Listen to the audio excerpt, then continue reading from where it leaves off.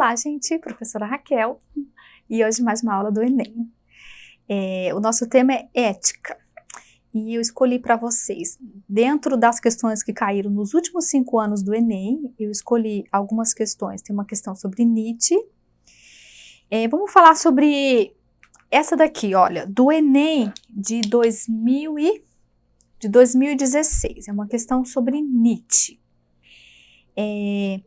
A gente vai ler primeiro o enunciado, a partir da leitura do enunciado já orienta o nosso raciocínio aqui, porque aí a gente já identifica o que a questão está pedindo.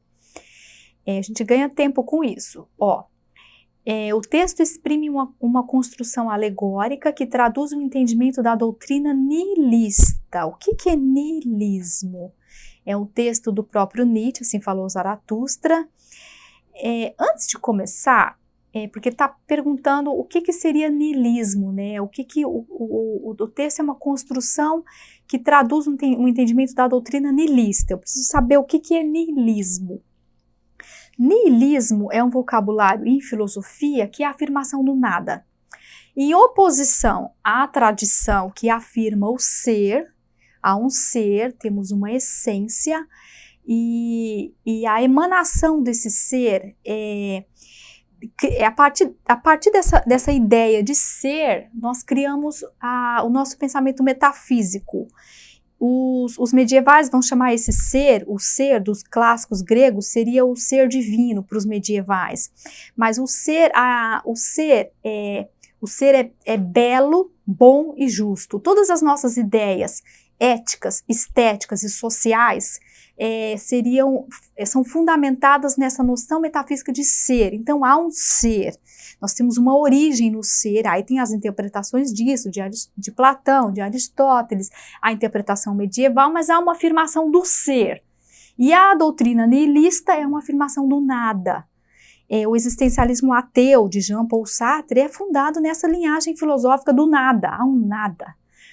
Não há um ser metafísico do qual emana a beleza, a bondade e a justiça. Por que Nietzsche? Nietzsche é nihilista, porque Nietzsche ele vai fazer uma genealogia, qual é a gênese, qual é a origem dos nossos valores morais, de onde vêm os nossos valores morais. E se as verdades metafísicas, se a gente não pode mais nem... filosofia contemporânea, né, gente? Século XX, se a gente não pode mais nem acessar as verdades metafísicas, porque já há um limite para o entendimento, depois de Kant, né, quando Kant mostra que a gente não consegue, a nossa capacidade não é capaz, a nossa razão não é capaz de compreender as verdades metafísicas, que a gente só decodifica e interpreta o mundo material dos fenômenos. Depois dessa filosofia, o que é a filosofia contemporânea, onde a gente situa Nietzsche? A afirmação do nada. Então, em vez do ser, é o nada. Porque Nietzsche vai dizer o seguinte, qual é a origem dos valores morais? Se os valores morais não se fundamentam na metafísica, eles são resultado de uma convenção social. Nós mesmos criamos os valores morais, inventamos, de acordo com as nossas convenções e interesses, os valores morais. Então ele faz toda uma filosofia, que ele tem um livro clássico chamado A Genealogia da Moral, onde ele vai identificar essa gênese dos valores morais. Por quê? Os valores morais, segundo Nietzsche, eles são resultado de... Porque os fortes, a afirmação da potência do próprio ser humano, os valores dos fortes, foram deixados de lado com a afirmação dos fracos, os fracos que acreditam numa, digamos assim, numa salvação, acreditam no ideal de beleza, de bondade, de justiça. Esses valores, aliados ao cristianismo, se tornaram dominantes. Então a gente acha que isso, na verdade, isso é um produto da nossa própria... A gente tem uma aula sobre Nietzsche, onde a gente detalha e se aprofunda nisso. Mas o que eu preciso fazer, porque o foco aqui é a questão do Enem, o que seria esse niilismo, né? Vamos ler o texto do Zaratustra, do Nietzsche. Viu os homens sumirem-se numa grande tristeza. Os melhores, os mais fortes, cansaram-se das suas obras. Proclamou-se uma doutrina e com ela circulou uma crença. Tudo é oco, tudo igual, tudo passou. O nosso trabalho foi inútil. O nosso vinho tornou-se veneno. O mal olhado amareleceu-nos os campos e os corações. Secamos de todo, e se caísse fogo em cima de nós, as nossas cinzas voariam em pó. Se encansamos o próprio fogo. Todas as fontes secaram para nós e o mar retirou-se. Todos os solos se querem abrir, mas os abismos não nos querem tragar. Gente, Zaratustra é uma delícia ler Nietzsche, contemporâneo, né? Ele é bem esse estilo, assim, uma coisa mais espontânea, né? Ele se utiliza muito da literatura e da arte para expressar a sua própria filosofia. Então, assim, o texto traduz, né, uma construção alegórica que traduz uma filosofia nihilista, que é a afirmação do nada, e mostra que os nossos valores culturais é a decadência da cultura, o fogo, né? Roubamos o fogo dos deuses com o fogo é o primeiro fundamento da cultura, quando nós aprendemos a cultivar.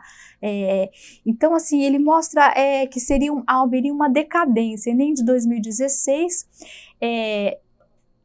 reforça a liberdade do cidadão, não tem nada a ver, não está falando de liberdade, desvela os valores do cotidiano. Olha, a letra B ali está falando de valores, vamos ficar com a letra B? Mas espera. Exorta as relações de produção, nada a ver, descarta a C, nem perco tempo com ela, mas é a D, ó, destaca a decadência da cultura. Só que a gente vai analisar a B e a D, porque questão boa é essa, né, onde a gente fica em dúvida entre uma e a outra, e aí é que pega, porque às vezes a gente assinala a errada, né? Mas aqui a gente vai assinalar a certa. A questão boa geralmente deixa a dúvida. Amplifica o sentimento de ansiedade? Nada a ver. Vamos ficar entre a B e a D. Por que não é a B? Desvela os valores, ok. Ele realmente está desmascarando os valores dominantes. Tudo que a gente acreditou na tradição, fundamentada na metafísica. Mas do cotidiano, não. Ele desvela os valores metafísicos, a fonte que deu origem àquilo que a gente valora, que a gente dá valor como bom, belo e justo. Então só pode ser a letra D, onde ele destaca a decadência da cultura. E eu confirmo isso porque ele está falando do fogo, o fogo, né, a grande conquista humana. E é isso, gente. Vamos para a próxima questão? Ó, confirmamos a letra D. Agora, essa daqui é ética moderna. Tem duas questões sobre isso. Tem uma do Enem de 2017, vejam a importância de Kant, a ética kantiana moderna, o imperativo categórico kantiano que a gente tem que saber a base. Ó, caiu em 2017 e em 2019, que são as nossas próximas duas questões que a gente vai analisar. Ó, é um texto de Kant, né, a fundamentação da metafísica dos costumes. O que o estudante de ensino médio tem que saber sobre ética moderna em Kant? Imperativo categórico, é a máxima moral de Kant, onde ele diz assim, quando você generaliza, se você generalizar a sua ação e ela for válida, então ela é ética. Por exemplo, não devo roubar, é proibido roubar. Por exemplo, né, essa é a ética, mas eu tenho que ter consciência por que aquela ética, por que aquilo é ético, e a partir disso eu ajo eticamente, a partir da minha compreensão racional. Por exemplo, se eu roubar um livro na biblioteca, todos podem fazer isso. Então a biblioteca não vai mais ter livros. E aí estabelece-se o caos. Então eu anulo a própria convivência. Eu posso roubar um livro? Não. Se todos roubarem, deixará de existir livros na biblioteca, deixará de existir biblioteca, então é antiético roubar. Então eu não estou obedecendo a norma ética só pelo medo da punição, não é só uma submissão à autoridade. A minha ação ética, ela é originária de um entendimento da razão, da consciência, então eu internalizo a norma moral. A lei moral está dentro de mim, ela é o resultado da minha própria reflexão racional. Então é uma lei fundada na razão, a partir do conhecimento eu ajo eticamente, e agindo eticamente eu sou livre. É mais ou menos isso, para simplificar para você estudante te orientar na resolução da questão. Ó, agora a gente vai analisar uma questão de ética moderna. Kant, gente, é um clássico. Caiu no Enem de 2017, o mesmo tema, o imperativo categórico kantiano, a lei moral kantiana, mas eu trouxe para vocês essa de 2019, que é mais atual e já dá para a gente um diagnóstico sobre o Enem. Como que tá o Enem? Tá mais complexo, o que exige de você uma preparação melhor, e a filosofia pode ser o diferencial para isso. Vamos ler?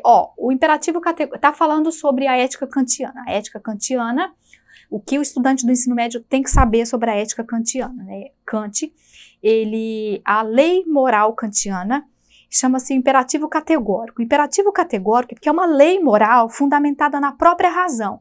Por exemplo, se eu estou em um dilema ético e eu preciso fazer uma escolha ali, decidir qual é a atitude que eu vou tomar, eu tenho que generalizar a minha atitude. Por exemplo, eu não devo roubar, mas eu não vou roubar só porque a lei proíbe, porque eu tenho medo da punição da lei, porque eu tenho medo do castigo da autoridade. Não é. Eu não vou roubar porque eu tenho consciência de que eu não devo roubar. Como? Por exemplo, vai para o nosso cotidiano escolar. Eu, estudante, eu não vou roubar um livro na biblioteca. Por quê? Se eu roubar um livro na biblioteca, todos podem roubar o livro na biblioteca. E todo mundo vai roubar o livro na biblioteca, a biblioteca vai deixar de ter livro, vai deixar de ser biblioteca. Então, meio que eu não vou roubar um livro porque eu tenho consciência da lei.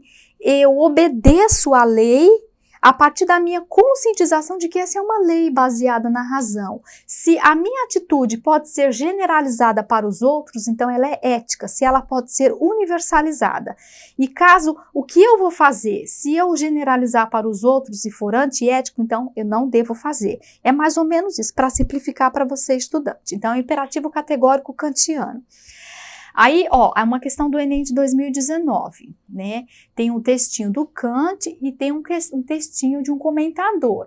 Duas coisas, o texto 1 do Kant, vamos ler o texto. Duas coisas enchem o ânimo de admiração e veneração sempre crescentes: o céu estrelado sobre mim e a lei moral dentro de mim. Ou seja, a lei moral, ela é interior, ela é universal porque todos são possuidores de razão. Então, todos podem exercitar a sua razão, e ela está dentro de mim, ela é interior a mim, a lei moral está internalizada dentro de mim, eu não obedeço pela autoridade, eu obedeço pela minha própria consciência de que isso é racional, isso é universal, isso é válido para todos. Agora, o texto 2, duas coisas admiro: a dura lei cobrindo-me e o céu estrelado dentro de mim. Já é ele faz aí tipo uma paródia com Kant, né? Vamos ler o enunciado da questão, que já é o comando para orientar o nosso raciocínio e a gente já direcionar para a alternativa correta. A releitura realizada pelo poeta inverte as seguintes ideias centrais do pensamento kantiano. Que o pensamento kantiano é a internalidade da lei, né? A possibilidade de liberdade e obrigação da ação, a liberdade pode confundir um pouco, porque Kant diz que eu sou livre mesmo obedecendo à lei, porque eu obedeço à razão, e obedecendo à razão eu estou sendo livre.